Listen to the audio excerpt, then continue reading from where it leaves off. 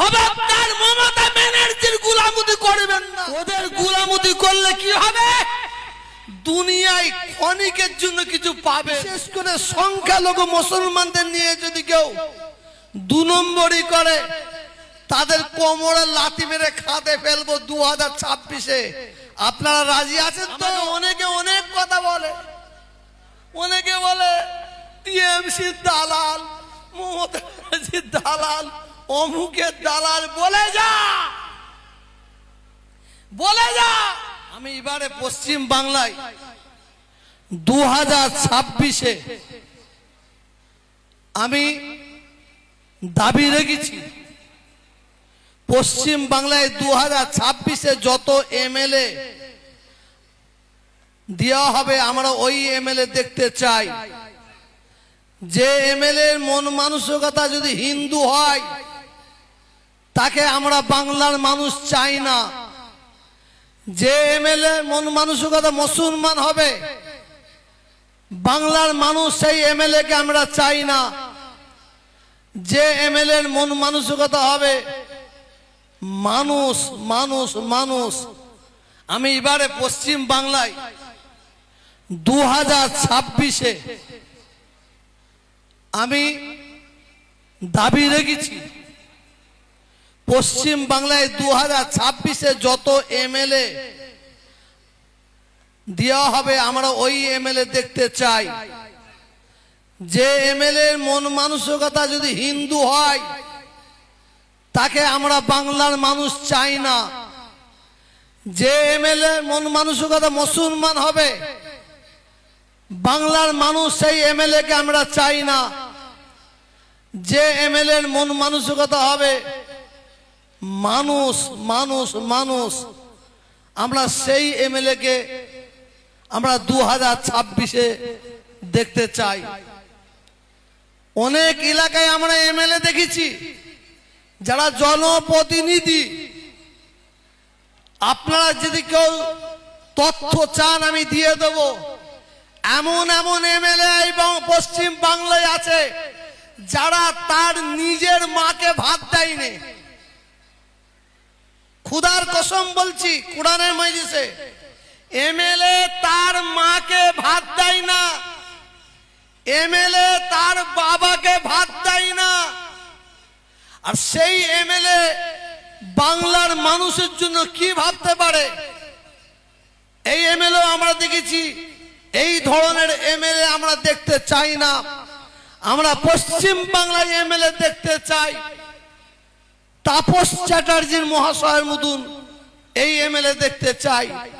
কারণ আমি তাপস চ্যাটার্জি মহাশয় বহুত অনুষ্ঠানে দেখেছি, দেখে অবাক হয়েছি। এই মানুষটা আজকে একটা অনুষ্ঠান করলো, কাল থেকেই ভাবে আরেকটা কি অনুষ্ঠান করব। আবার একটা অনুষ্ঠান করার পরে ভাবে তারপর দিনে আরেকটা কি অনুষ্ঠান করব। যে মানুষটা মানুষের জন্য ভাবে। অতএব এই বাংলায় যারা মানুষের পাশে থাকবে, আমরা তাদের পাশে থাকব। বিশেষ করে সংখ্যালঘু মুসলমানদের নিয়ে যদি কেউ দু নম্বরই করে, তাদের কোমরে লাথি মেরে খাতে ফেলবো 2026-এ। আপনারা রাজি আছেন তো? হাত তুলে দেখান, রাজি আছেন? কেউ হাতটা উঠছে না কেন? হাত তুলে দেখান, রাজি আছেন তো? হ্যাঁ, ওই ভোটের সময় সংখ্যালঘু মুসলমান আমরা হব জামাই বাবু বুনাই, আর ভোট হয়ে গেলে আমরা শালা হব। অত সহজ নাই। সেই এমএলএ কে আমরা চাই না, সেই এমপি কে আমরা চাই না, সেই জনপ্রতিনিধি আমরা চাই না। অনেকে হিংসা করে, সমালোচনা করে। যারা সমালোচনা করার তারা করবে। হাতি যখন রাস্তা দিয়ে যায়, কিছু ছোট্ট ছোট পশু আছে তারা চেঁচায়, তার জন্য হাতির কোনো অসুবিধা নাই। কে কি আমার কোন ভাই কোন ভাইপো কে কি জানে আমি জানি না। আমি যেটা জানি বলছি। আমার আল্লাহ স্বয়ং নিজে বলেছেন, আমার আল্লাহ মিথ্যা বলতে পারেন না। আমার আল্লাহ বলেছেন, যে বান্দা আল্লাহ আমার হয়ে যাবে, আমি আল্লাহ তার হয়ে যাব। আমার আল্লাহ বলেছেন যে বান্দা আমি আল্লাহ আমার দিকে 1 হাত এগিয়ে আসবে, আমি তার দিকে 10 হাত এগিয়ে যাব। আজকে তোহা সিদ্দিকী এই জায়গায় দাঁড়িয়ে আছে। পৃথিবীর কোন মানুষ কে কেমন দোয়া করছে আমি জানি না। এই কুরআন পাকের সম্মুখে কুরআনের দিকে তাকিয়ে বলছি, আজকে আল্লাহ আমাকে যে সম্মান দিয়েছে, এই সম্মান সর্বপ্রথমে আমার মায়ের দোয়া, আমার বাপের দোয়া। এখানে যত ভাই বসে আছেন মনে রাখবেন, পৃথিবীতে যত বড় বড়ই পীর থাকুক না কেন, মায়ের চেয়ে বড় পীর কেউ নাই, বাপের চেয়ে বড় পীর কেউ নাই। গোলামতি যদি করতে হয় আল্লাহ আল্লাহ রসুলের গোলামতি করুন। গোলামতি যদি করতে হয় মা বাপের গোলামতি করুন। খবরদার মমতা ব্যানার্জির গোলামতি করবেন না, বুদ্ধদেবের গোলামতি করবেন না, অজিত চৌধুরীর গোলামতি করবেন না। ওদের গোলামতি করলে কি হবে? দুনিয়ায় ক্ষণিকের জন্য কিছু পাবেন, আর দিন দুনিয়ায় যদি গোলামতি করে যদি কিছু পেতে চান, আল্লাহ আল্লাহ রসুল তারপরে মা বাপের গোলামতি করবেন। আমি পীরের আওলাদের ঘরের একটা ছেলে হয়ে বলছি, পৃথিবীতে যত আল্লাহর ওলি আছে, বড় পিসাব থেকে শুরু করে যত আল্লাহর ওলি আছে, আপনারা হাফেজ আছেন, আলেম আছেন, মাওলানা আছেন, কারি আছেন, উচ্চ শিক্ষায় শিক্ষিত মানুষ আছেন, লিখে নেন। আমি জুলফিকারের বেটা তোহা সিদ্দিকী বলছি, লিখে নেন।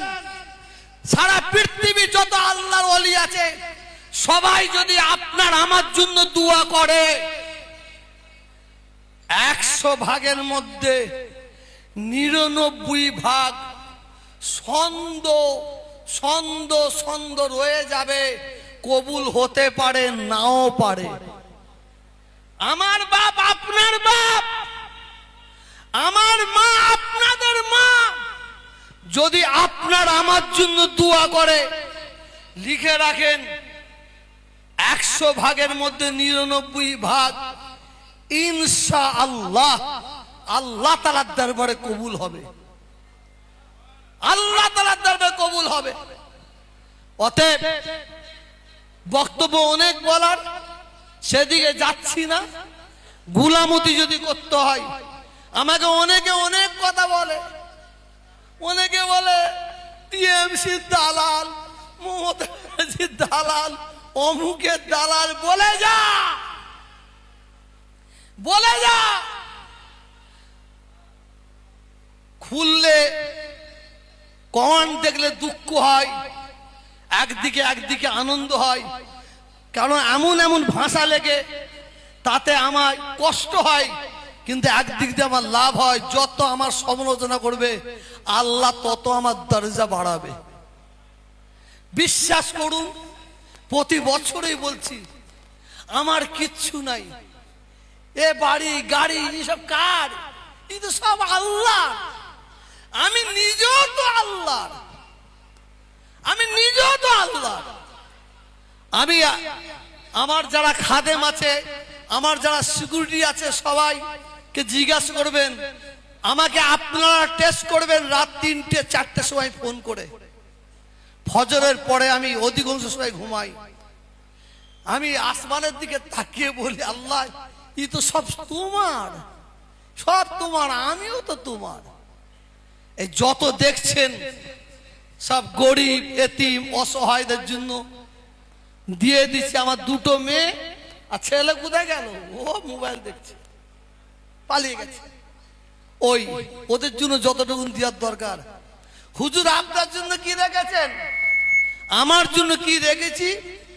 যাবার সময় আপনারা দেখে যাবেন মসজিদের দুপাশে 2টো, একটা আমার কবর আমি নিজে খুঁড়েছি, একটা আমার স্ত্রীর খবর আমি নিজে খুঁড়েছি।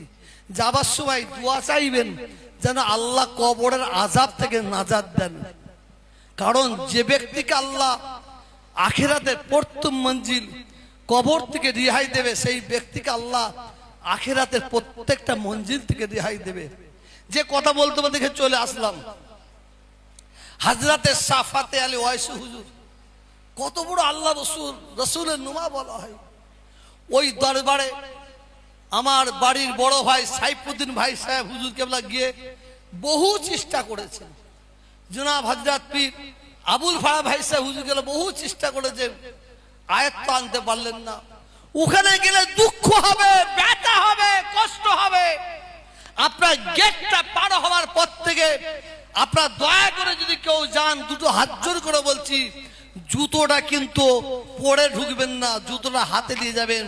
আপনি গেট পার হওয়ার মানেই সব কবর।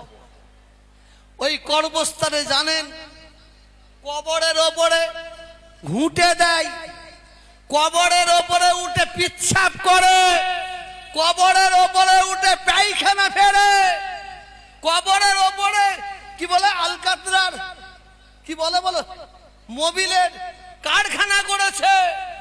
মসজিদ জীর্ণ, কবর জীর্ণ।